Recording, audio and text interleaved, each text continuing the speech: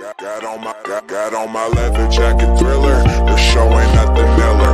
Man, I'm a lady killer. If I want her, I'ma steal her. I promise I can make her fly away like caterpillars. So if you don't know by now, then you should probably get familiar.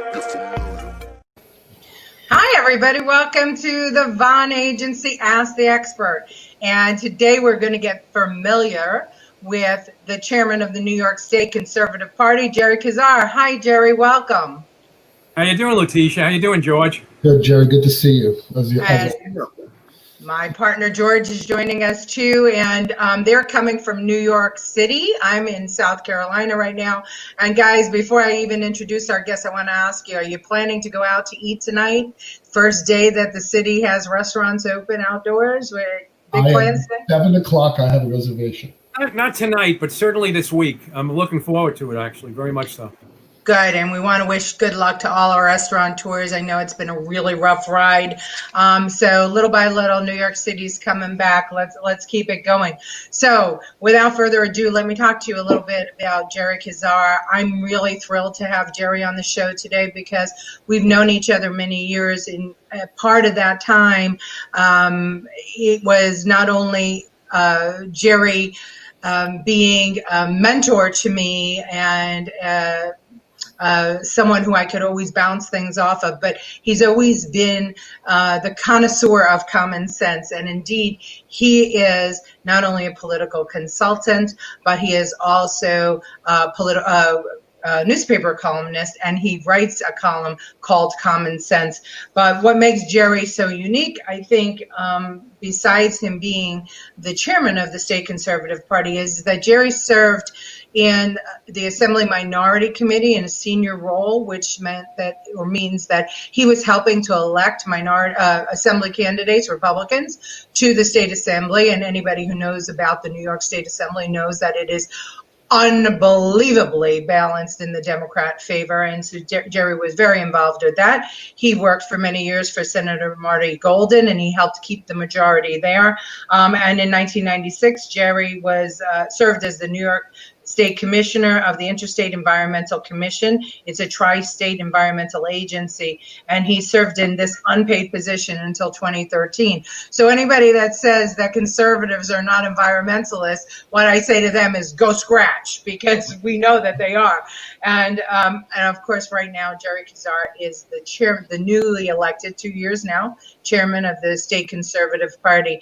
So Jerry, I'm going to ask you to give us a little bit of context about the Conservative Party, because I don't think that enough people understand why it was formed and why it's so important in the elections that you have actually helped to win. Well, the party was formed in 1962, really because of the fact that the state Republican Party in those days had moved very far over to the left, with Nelson Rockefeller being the governor, Jacob Javits being one of the U.S. senators, with Louis Lefkowitz being the attorney general, very liberal Republicans. And there was a void. There was an opening for a movement that was conservative. Many people in the state were looking for such, and several young people, a gentleman named Dan Mahoney, his brother-in-law, a guy named Kieran O'Doherty, and others got together and went through the process in New York, which allows the formation of third parties that can function with other parties to combine votes and elect people. They went out and from the right wing created a political party to run its own candidates and to push major party candidates, Democrats and Republicans, over to the right. And believe me, on day one, the party became popular. The moment it was formed, we were getting hundreds of thousands of votes. And as the years went by, our vote increased and increased and increased. We became the margin of victory for countless candidates. We ran many of our own candidates around the state for local offices, sometimes with Republican or Democratic support, sometimes just on our own. And many of these local candidates, and I'm talking about town supervisors, town council members, they got elected. And in New York City, our former state chairman, Mike Long, became a member of the New York City Council back in the 80s. We had elected Jim Buckley, just on the conservative line, to the United States Senate. But as recently as last year, literally hundreds of candidates in New York State that were cross-endorsed by the Conservative Party It was their margin of victory in winning these elections, and a number of them were registered conservatives. So we played a key role. We have 150,000 members. We get ourselves statewide 240, 250, 300,000 votes annually. I mean, President Trump, who we support and will support again, and can hardly imagine a better president at this time, received 292,000 votes on the Conservative Party line, 3.5 years ago. And that's in New York. In New York. It's the New York State Conservative Party. We're obviously part of a larger conservative movement around the nation, but we have ballot access. You can go in and, express yourself. I used to say by pulling the lever, but now it's by filling in the dot of the Conservative Party, and you send a message.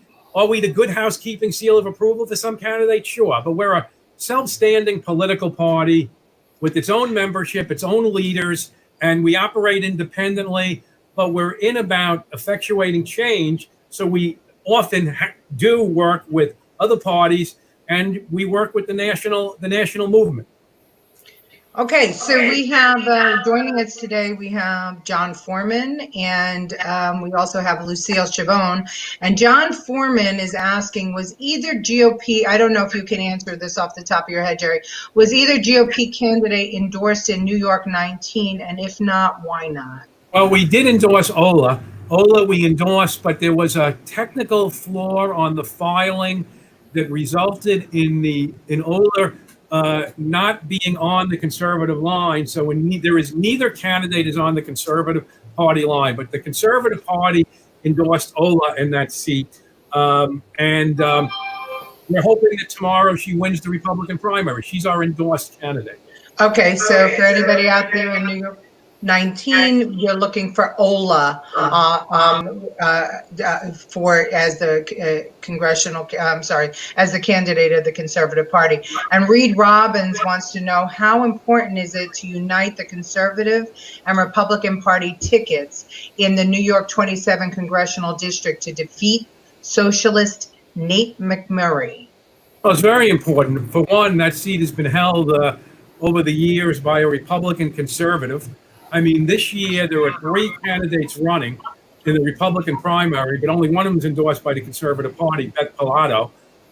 And we are strongly hoping that she wins the Republican primary so that we can unite the two parties for November. We believe that Beth brings the temperament and experience, general knowledge, background into a race where she would make an excellent member of Congress. Excellent. Okay, and I just want you to say hello to Don. Don Minnie is on the line with us today, Jerry. He's also watching. So let's talk about, look, you have a wealth of information. Let's talk a little bit about the pandemic and how New York handled the pandemic, and maybe look around at some of the other states that handled the pandemic.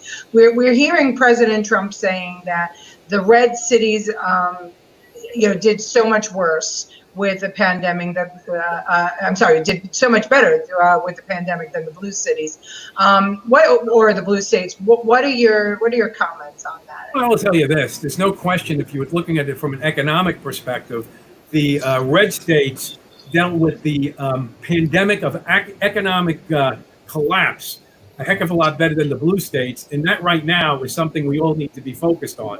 We've been worried about this issue for months, but one of the reasons you can always say that the red states handled it better, because from day one they understood a better balance had to be struck between the economics and the health aspect. Because let's face it, our lives under pandemic, to be truly evaluated properly, we have to be understanding that people have to have a living.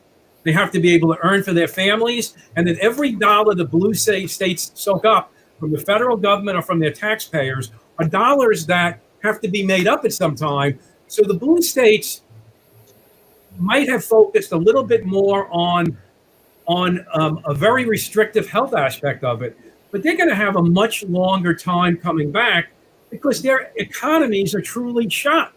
I know, Leticia, you in particular were working on Staten Island to bring this to people's attention, and you were very successful. But there's just a lot of people out there that were scared because the red state governments made you believe that if you walked outside your house, you were going to get sick and possibly suffer, whereas at least the red states understood that there was a lot more to the conversation. So yeah, there's a difference, and it really, people who say there's no difference between Republicans and Democrats really need to take a look at how this whole series of months has been handled, because it gives you the distinction between Democrats and Republicans. And we would have been better off if we had more Republicans in New York State government, because if we had more Republicans in New York State government, it would have been, come up against the governor's near dictatorial policies, the mayor's stupidity, and created a better balance as we move forward. And right now, Cuomo is still working under executive powers, where he's basically shut out the Assembly and the Senate, and is just doing his own thing right now. And we have Susan Pawlicki, who says that in her she's stating that Cuomo got over $39,000 per COVID death. I know that there's been conversations out there that the hospitals were putting in some deaths as COVID when indeed there were other complications. Well, what it is it wasn't the Cuomo guy. It was that the nursing homes essentially. What happened was every time the governor put someone in a nursing home that was convalescing, the nursing home did receive a financial benefit. So to that point, when they investigate the governor's and health department's idiotic order that actually, and I think there's no question, caused deaths, they are going to have to look a little more closely at the interactions with the nursing homes. You take a nursing home like Cobble Hill, you take a nursing home, I know in Syracuse, went out of their way to warn the Department of Health that people were dying, and they needed to interact and stop what they were doing. Well, you know those nursing homes where they are.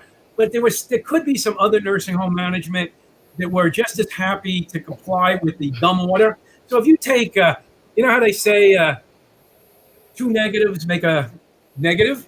Yeah.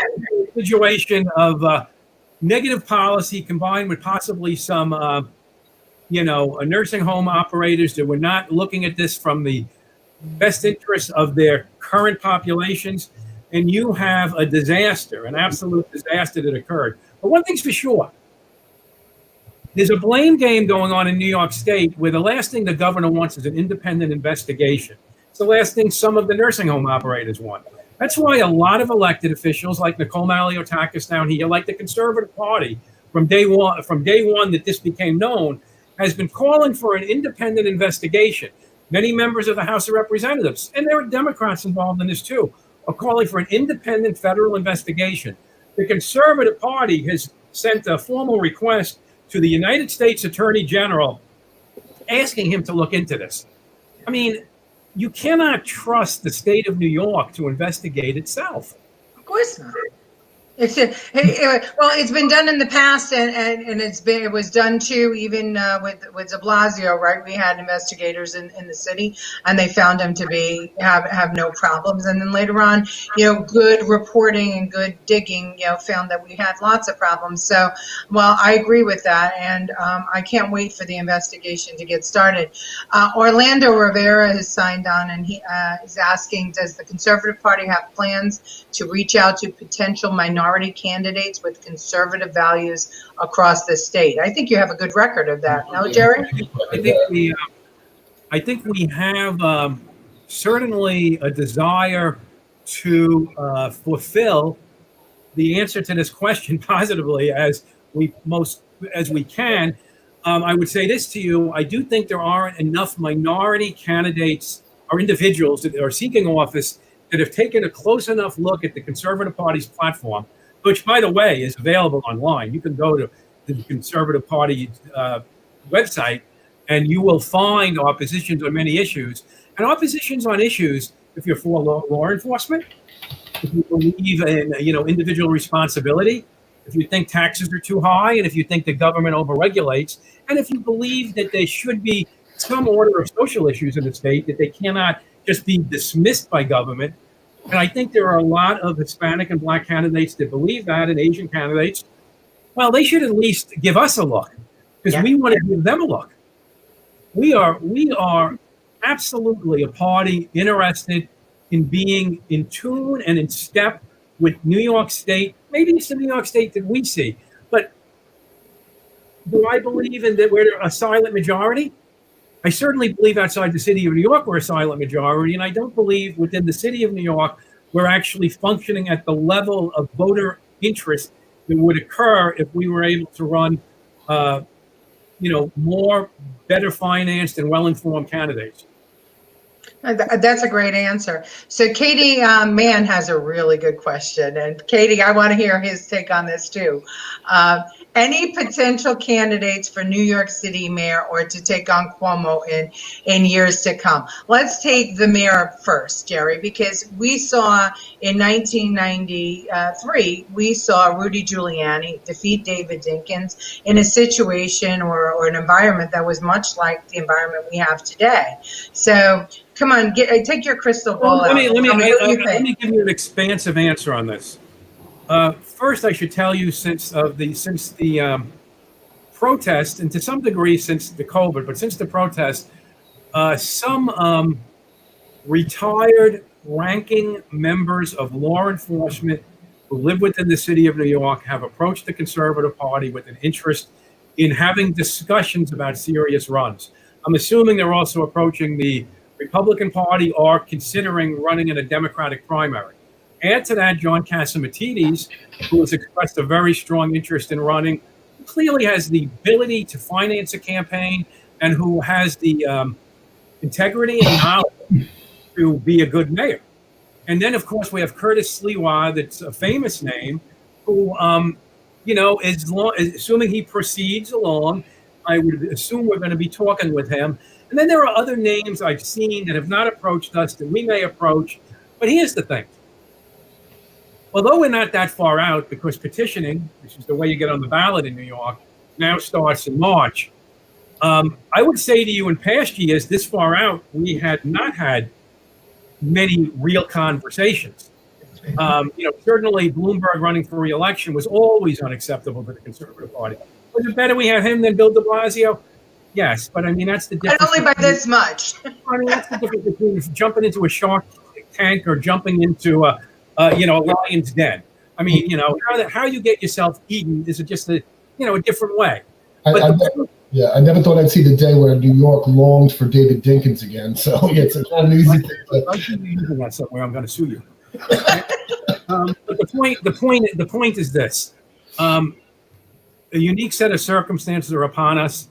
I mean, some people, I think we're running against de Blasio, but I will tell you this: the people that are looking to run as Democrats are just a different level of incompetence, whether it be Corey Johnson or Scott Stringer, or Adams, the Brooklyn Borough president. No one is going to really feel that this is much different than what we have, although there is a certain unique incompetence that is really hard to put your finger on, specifically when it comes to de Blasio. It's kind of like there are just so many things incompetent about him, and just even the simple fact that he's literally let his wife spend hundreds of millions of dollars of taxpayers' money, which doesn't that just strike you as like twice 1.6 billion that we can't account for, plus the other hundreds of million. That's a couple of $100 million among friends.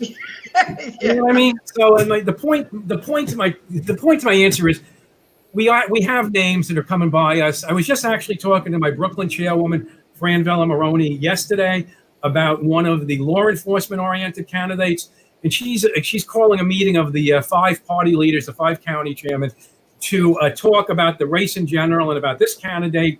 And we anticipate doing a full set of interviews as time goes on. Excellent. Okay, so stay tuned, folks, because Jerry usually has his finger on what's going on before anybody else does, and we'll ask him back as we get a little closer to the election. Jim Kelly.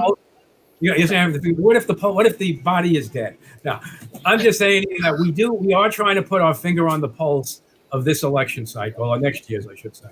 Yeah. Well, you were there in the beginning with Pataki, with Giuliani. I mean, you guys were up front when we changed the way New York. Well, Pataki anyway.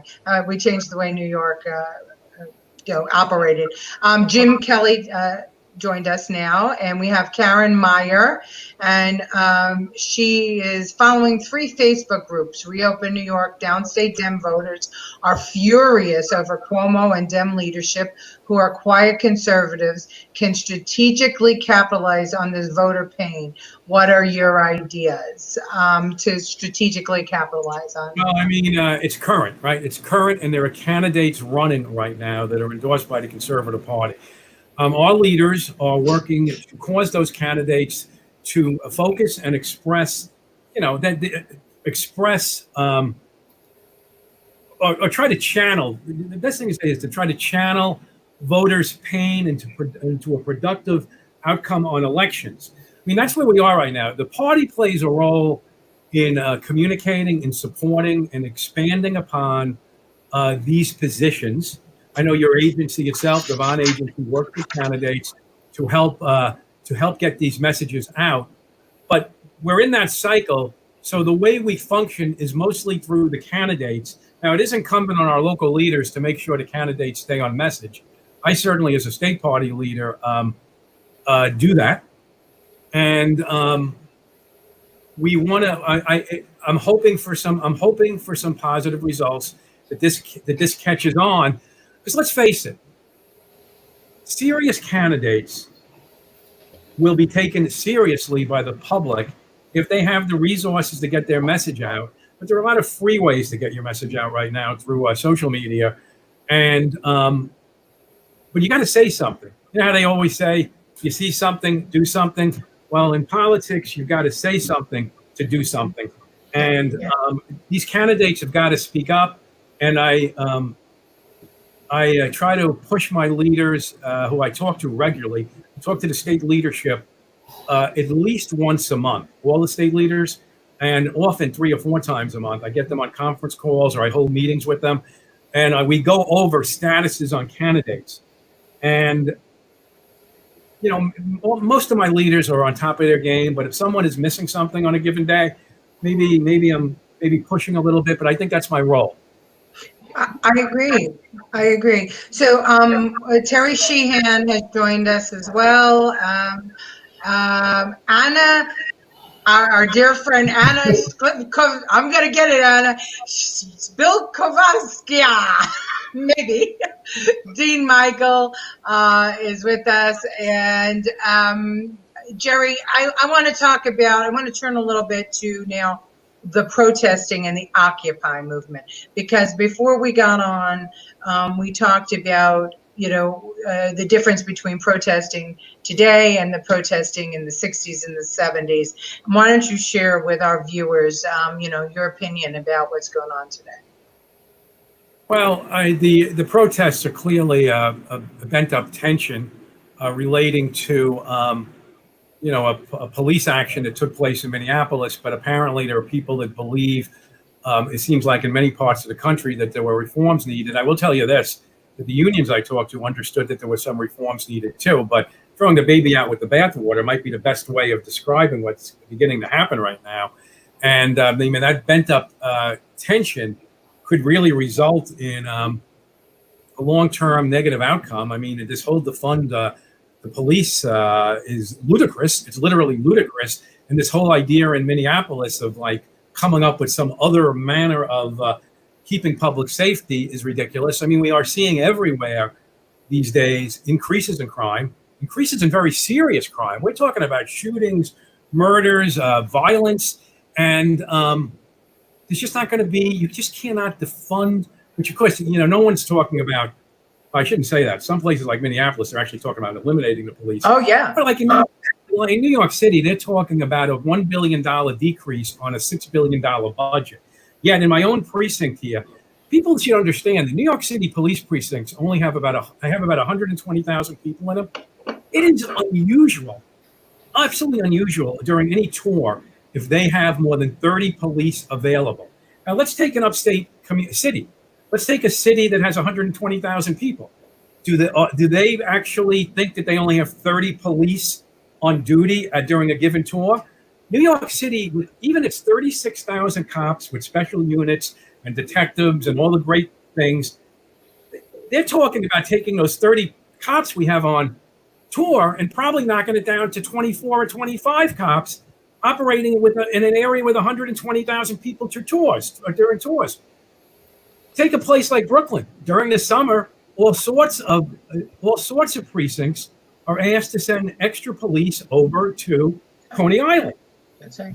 You send extra police to the Coney Island precinct, and you do $1 billion cut. What are we supposed to end up with? 21 cops on a tour in a precinct with 120,000 people, of which 3 or 4 or 5 are going to be in the precinct at any hour? Or, I don't actually think the people who talk about this have any idea what they're talking about.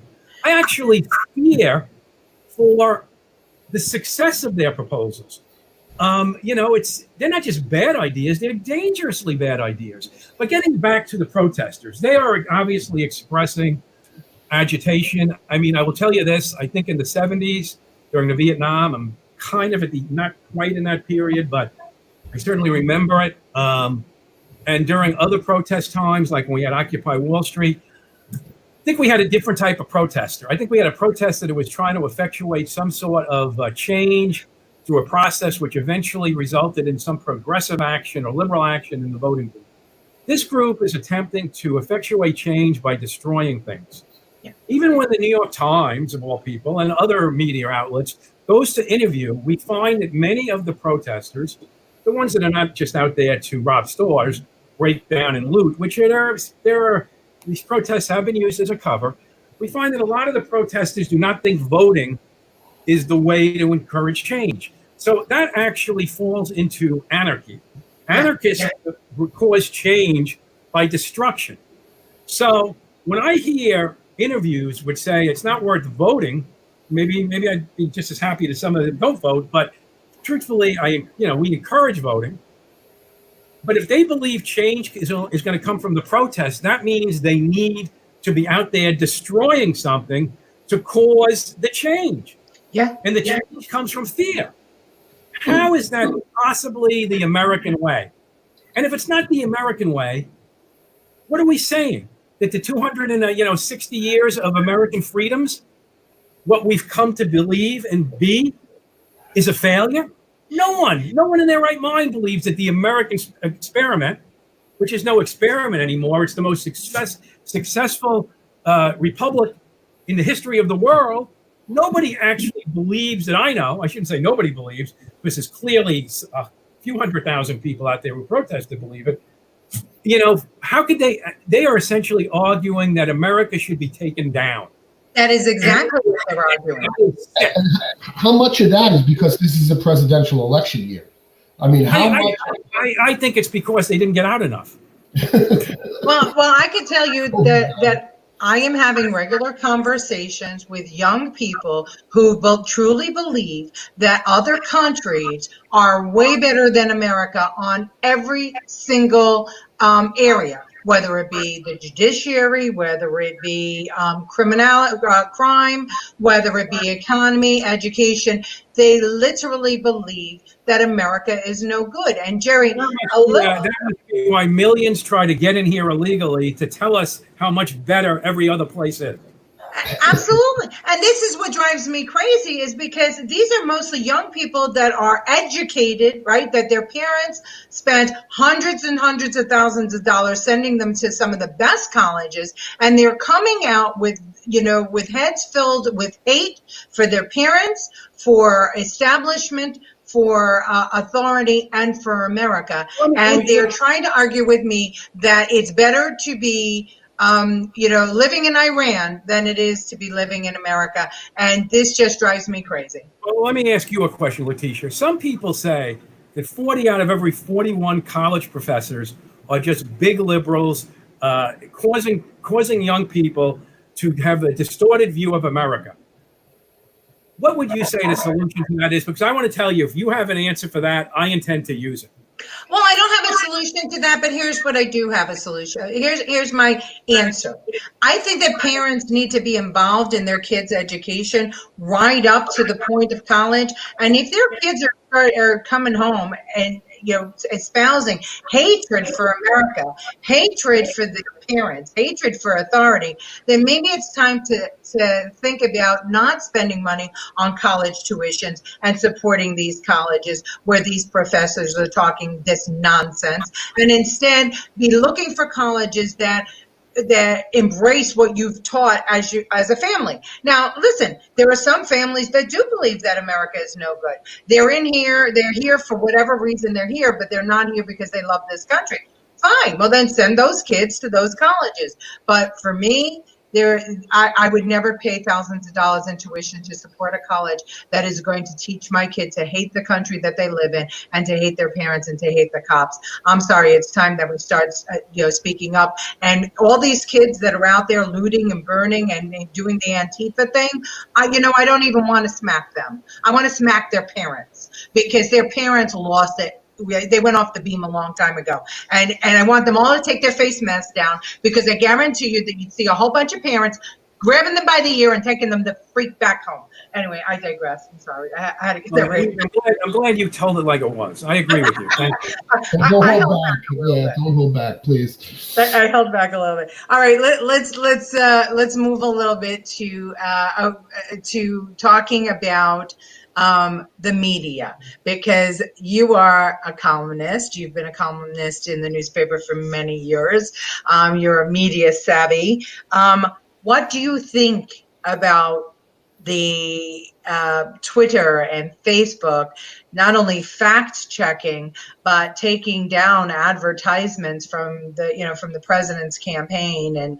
And what do you think about? I'll tell you this. I mean, the basic tenet of our legal system is that you argue your point, and there is not necessarily always a clear yes or no answer. I will tell you that Facebook and the Twitter, more Twitter than I guess Facebook, are attempting to take a point of view that there is only one right answer, and it's the one that they determined. So that in its very self is anti-American. And they do have, I guess, certain rights because they own the platforms. But when these platforms begin to become a central mechanism for communications, they need to be open-minded to the simple fact that, is the president actually wrong? Sometimes when the president makes a statement, by the very nature of him making a statement, there are certain truthisms to it because it's the manner in which the American government is going to move forward. But they look to censor him. And censoring is not only bad when you censor liberals, it's also bad when you censor conservatives. And that seems to be the way it has become. Probably before the president was elected. They were looking to censor him the day he announced. But it's gotten worse and worse and worse because now it has a complete political agenda, not a generalized political agenda. Once you get into the silly season of an election cycle, it's not so silly when the media begins to literally play a role in causing an outcome that they don't even have to report in the Federal Election Commission filings. How many billions of dollars of value are the Democrats getting through the media that doesn't have to be accounted for? I mean, let's face it, though. When you have a candidate like Biden, all you can do is try to take Trump down. You really can't ask people to, if you're the media, you can't really reference anything that he is doing because he never comes out of his basement. And it is becoming scary. But I mean, a fair media would be spending a lot more time focused on the presumptive Democratic candidate who is showing, is exhibiting some very real health issues. I mean, this isn't 1944 Roosevelt running for his fourth term where everyone knew that they need, not everyone, but the inner circles understood they needed to be very careful in terms of selecting a vice presidential candidate. We should be right now, the Democrats should be right now not worrying about who their vice presidential candidate is going to be, who could run this country. They should be worrying about a president that can run this country. And they obviously have failed at that. they believe that the vice president is going to be the president, so that's why they're focused so hard on who that vice presidential candidate is, and it's a switch for America. It says it all. Yeah, it does say it all, and it's scary. We just had a question asking whether you believe we could, in New York, we're going to jump back to New York, whether you think that we could take back the Senate in New York. I'm interested in your answer about that. Well, I think we have a good reason to expect some gains this year, especially as the president's campaign gets back on track after the virus scare. There are a lot of good candidates running around the state. It would be difficult for me to give a responsible answer that wasn't just political rhetoric about the type of numbers that we would come back with, but I do believe that we're poised to pick up seats. And there is a certain incremental nature about serious politics.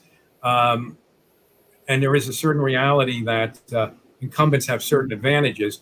But it looks to me like we're going to pick up a couple of seats this year. And in picking up those seats, we will begin the return of common sense, responsible government. And I'm sorry, Leticia, you had an additional question on that? No, just whether or not that you thought that we could pick up seats in the Senate. We can pick up seats in both the Senate and Assembly, but I mean, I don't want to give a prediction that we would be taking back a majority in the Senate. And we're down a little bit. We took a bigger hit last time than I think a lot of us thought we were going to take, and that has put our numbers down a bit. There were a lot of retirements after that, but there's a lot of good candidates this year. I'll tell you this: there's still going to be other changes and they're bad changes. Some of tomorrow, meaning Election Day, some of these ultra progressive candidates floating around the city of New York, challenging the traditional liberal Democratic candidates in areas where there really isn't that much hope of a Republican winning, are probably going to beat the traditional Democrat and push the body more over to the left, which the body being the Senate or Assembly, because there are a lot of Assembly candidates running against older establishment Democrats. Yeah. In a way, that'll give us stronger messaging, but I'm not about the stronger messaging. I'm really about the status of government at the current time.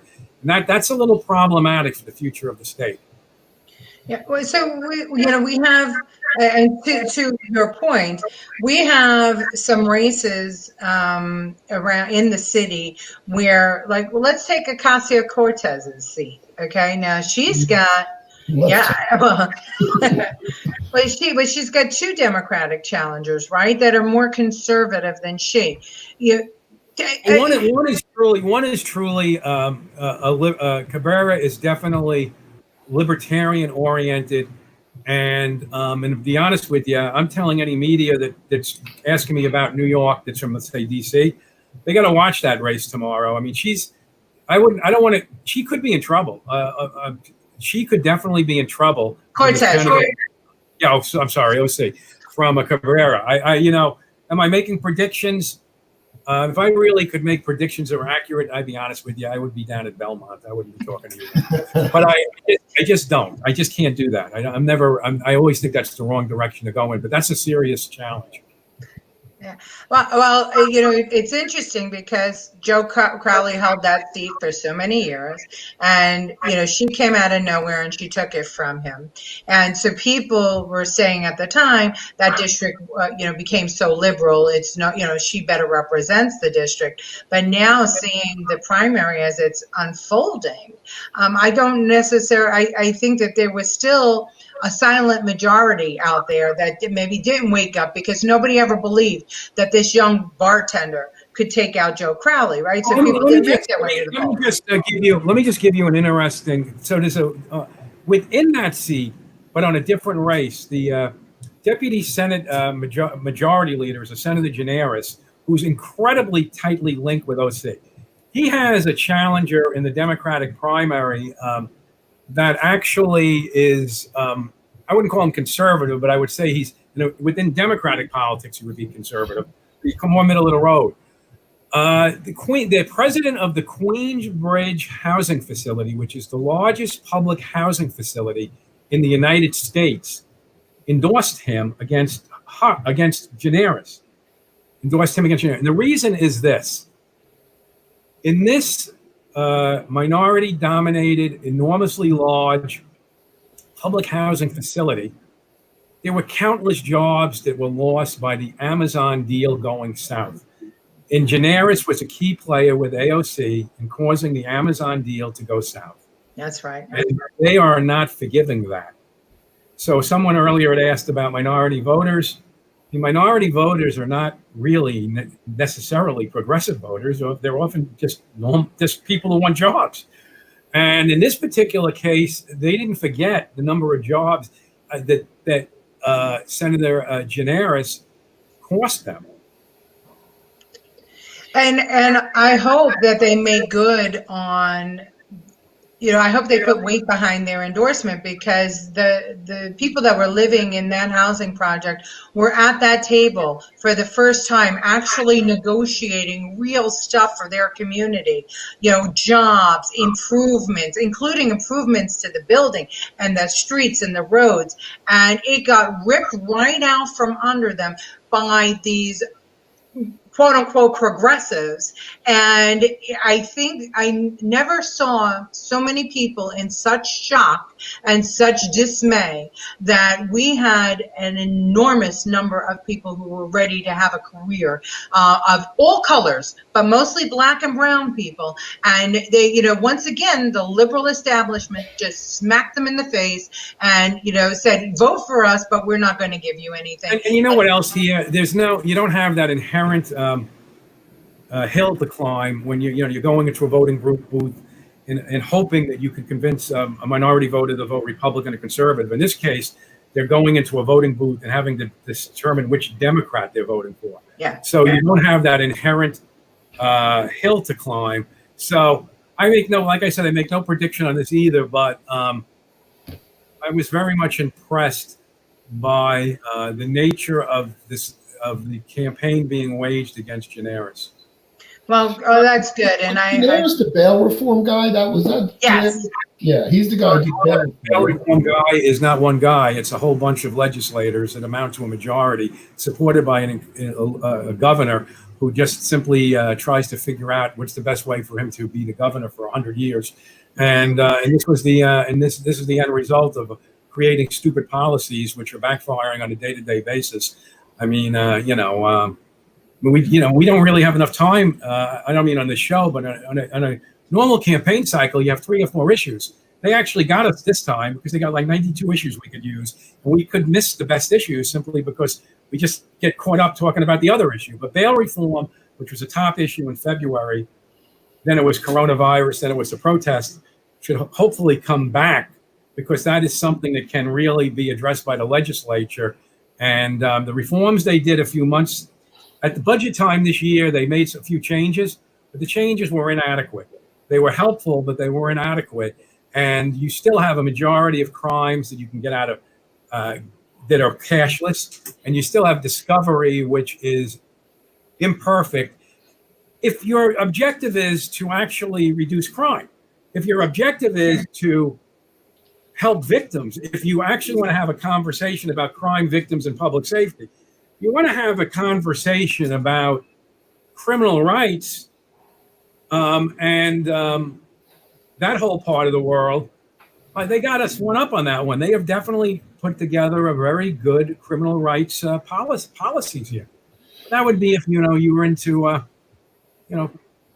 keeping people out of prisons. And it's insane. It's just insanity, because New York is hemorrhaging people and tax dollars, out of the state to Florida, and now I'm right now in South Carolina, and I cannot tell you how the real estate market here.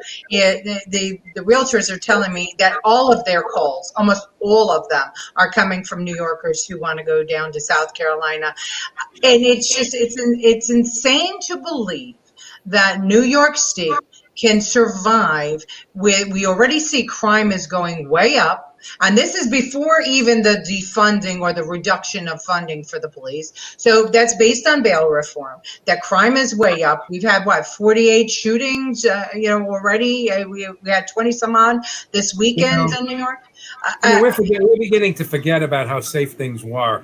You remember, and I know I saw Jim Kelly was on before, who was a decorated New York City police detective. Back in the pre-Giuliani days, things were bad year after year. That you measured things based on the previous bad year. Yeah. And after so many years of Giuliani, and I think Bloomberg did keep this under control, you ended up with lower and lower and lower and lower figures. You give us 2 or 3 years of bad figures, and we're going to start playing off of those, forgetting how good things could be. And that's when you run into real danger. That's what happened in Detroit, really. After so many bad years, they judged everything against the previous bad year, and things didn't get better. They kept on getting worse. Do I think New York City would ever become Detroit? I actually don't, and I think there are a lot of reasons for that. But New York City doesn't have to be a place that we spend all our time trying to move out of. And only be here because there might be some jobs available during a particular period of time. And one of the reasons people stayed in the city and didn't move to the suburbs was because of the property taxes were always very high in the suburbs. But now New York City has had 15 years in a row of property tax increases. So, I mean, you start losing advantages, and you then start losing people. Now, the homes do not necessarily become vacant, but you end up, scaling down in values because people, as they move out, they really want to sell their properties. And instead of looking for that, that $900,000 figure that the house might have been worth 2 years ago, they're now willing to take the $825,000. And, it just changes the whole nature of things. But we're literally pushing people out. We've now created a New York with such a bloated budget at 3 billion was the last budget, almost $93 billion. It's so bloated. The average property tax in Staten Island, I'm not so sure about Brooklyn, but average property tax in Staten Island now is about $10,000 a year, which is ridiculous when we started out at $1,800 a year. So where do retirees go? We don't have enough affordable housing. We don't have enough opportunity for older people to stay here and be able to enjoy themselves without going bankrupt. So we're pushing out the seniors, we're pushing out the young people, and now we're releasing all the prisoners from prison and putting them in our streets. They take our tax money to create programs that people do not use, but end up costing us money. So we don't want to live here anymore, because it costs too much. So the best program would be to let us keep our money.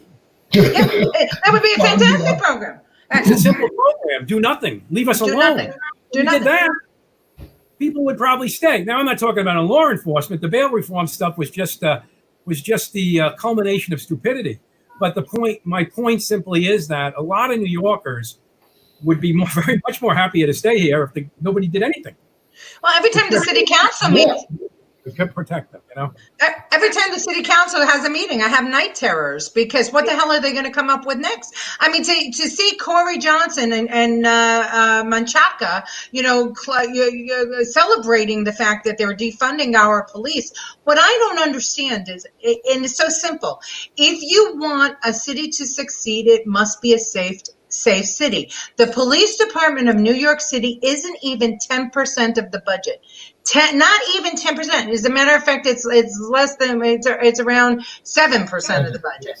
So 7%, and we have 360 some odd languages, that they have to have. The largest housing projects anywhere in the country. We have several monuments until they tear them all down, including Statue of Liberty and the rest. We are the hot spot for terrorism, both domestic and international. And if you defund this police department, if you shrink it down, and you said this earlier, Jerry, who's going to come here? Can we really expect that if Menchaca and Corey Johnson get their way, that next season we're going to have tourists walking through New York? Well, I mean, I'm not exactly sure why this is, but I don't know what's going on in the sense that there's enormous amount of fireworks the last couple of weeks that are being exploded every night around the city, enormous amounts. Now, look, I definitely would say, given the choice between riots, protests, and murders, the police have got to be spending their time there. But this does go to that broken windows theory of Rudy Giuliani. If you really, and rightfully, should the police be trying to stop fireworks or should they be protecting? I understand there's limits, but when these things are able to, as the proverbial, camel's nose under the tent starts to happen, you can see a slide in quality of life, which will just multiply into a city that nobody's going to want to live in. I mean, Rudy Giuliani's greatest success was bringing about public safety, and so much emanated from that. And then Bloomberg understood of those successes, and although he clearly was a nanny state type guy that, was not my cup of tea, he knew enough to know that businesses are going to stay in a safe city. And in many cases, you've just got to leave the businesses alone, although, between the oversized sodas and, worrying about throwing, a cigarette on the street, he got a little crazy. But that goes with, he didn't term limits. He, managed to stay there longer than he should have been. But my point is that Giuliani understood something that, Mayor, if you got Mayor de Blasio in a room and said, what do you want the city not to be like? The first thing he would say to you, the Rudy Giuliani years. If you got me into a room, the first thing I would say would be, I want the city to be like the Rudy Giuliani years. So there is a real difference, but there's still a lot of us in the city. And,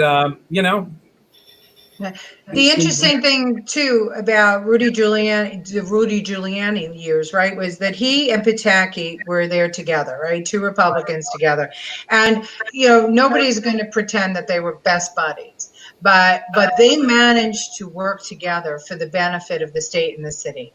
We now have De Blasio and Cuomo, who their hatred for each other is really impacting all of us who live in New York City in a way that's just, it's not right. I mean, there's constant bickering and things don't get done. And, at the end of the day, we're left as taxpayers in New York City, wondering what the investment we made here is going to be worth in 10 years. Well, it's so immature, their relationship. It's just so immature.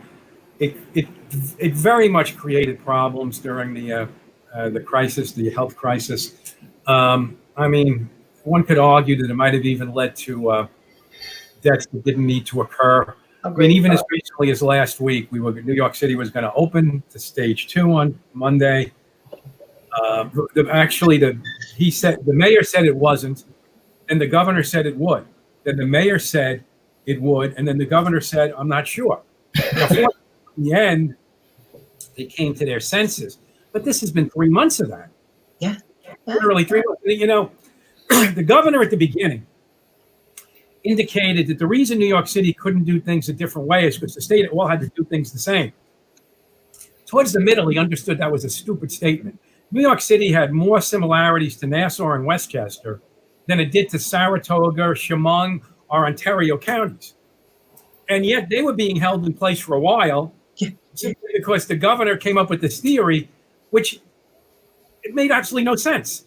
I mean, why would Erie County be treated the same as Queens? Maybe Bergen County, New Jersey, but not Erie County, New York. I mean, the bad things that happened and how the people are getting away with this, it's part of the role of the Conservative Party to make sure we have as much opportunity as possible to express the stupidity of these ideas.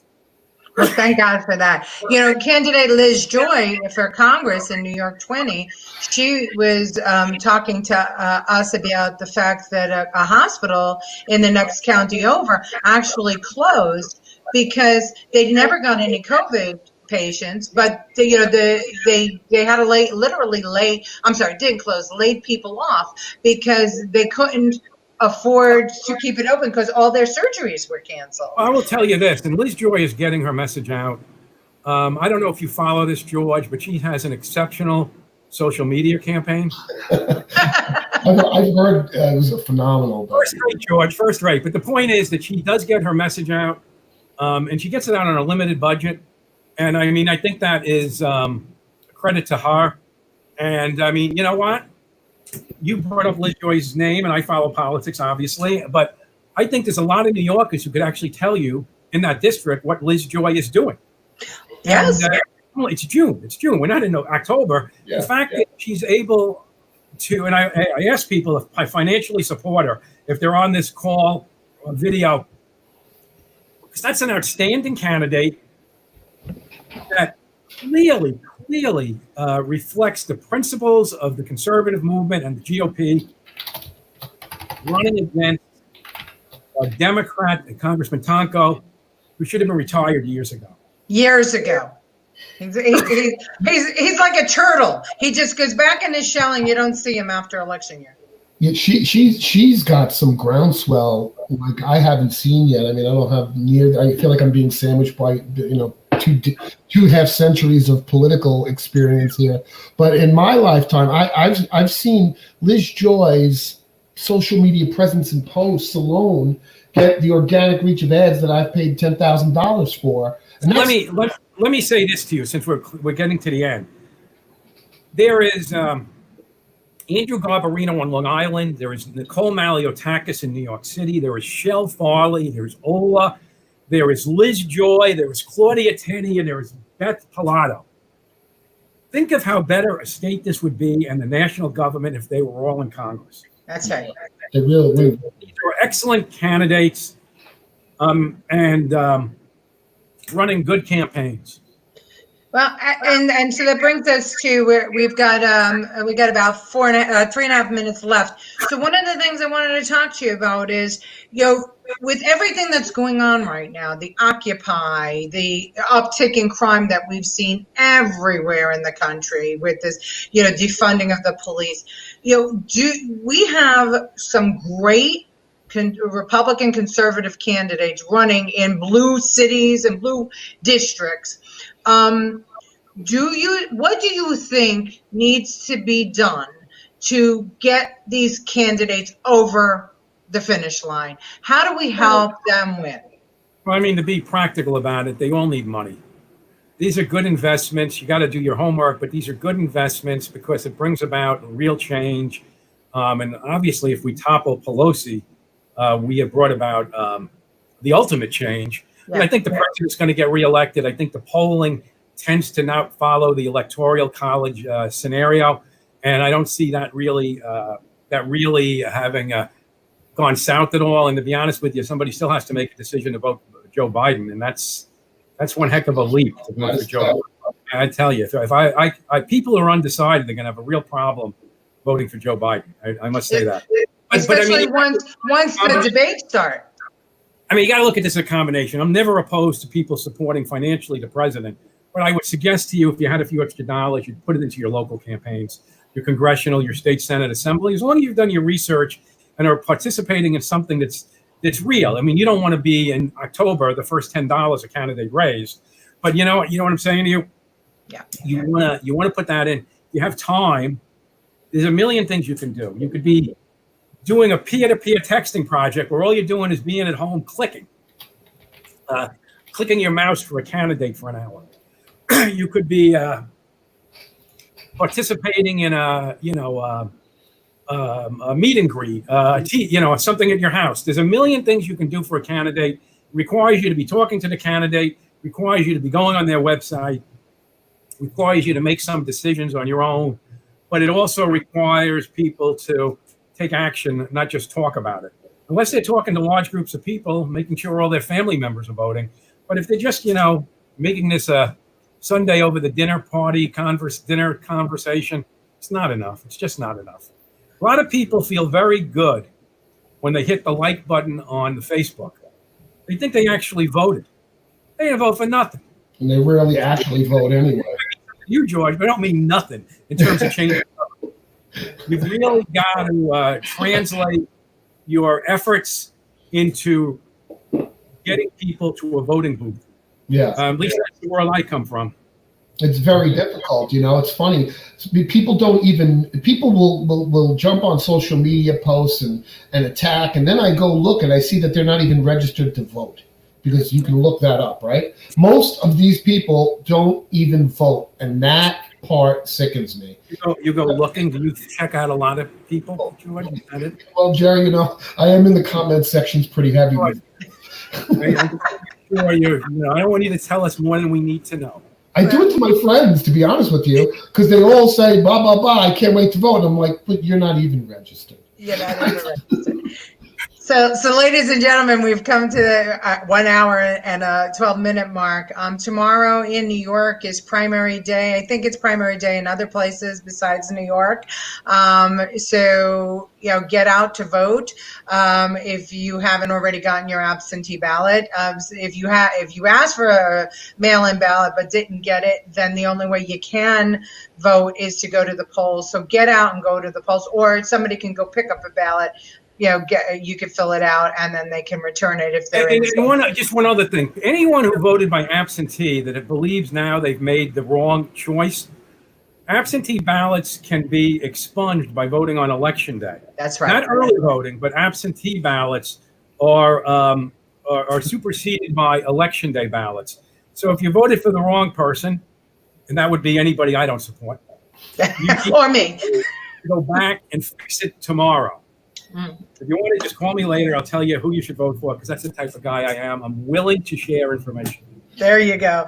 And Gerard Kassar, again, he's got a column in the Home Reporter called Common Sense.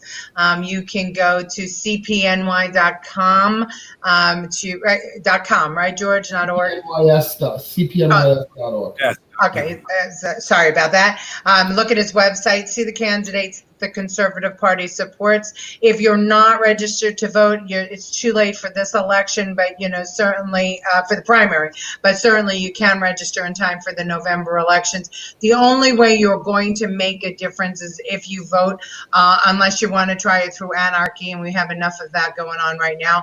I do want to recognize that Annie Fitzpatrick was on with us today, and my mom, Josephine Nastasi, said, great show. So she was on with us. Anna Spilkovskaya. I'm going to try it until I get it right.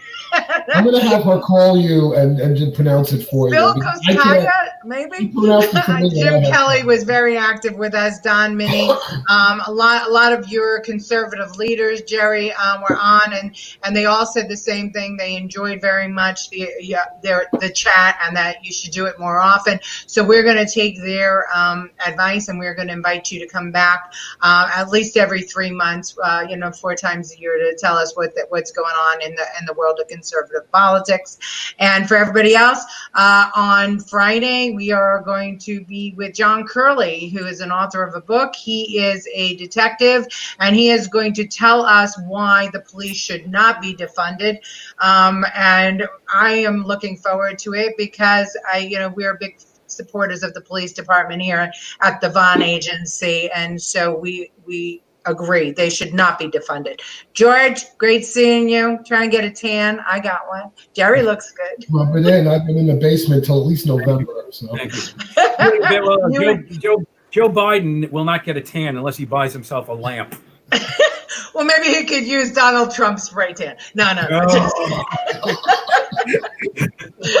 All right, everybody go out to eat. If you're in New York, go out to eat, support the restaurants, and we'll see you on Friday, 2:00. Goodbye. Thank you. God bless everybody.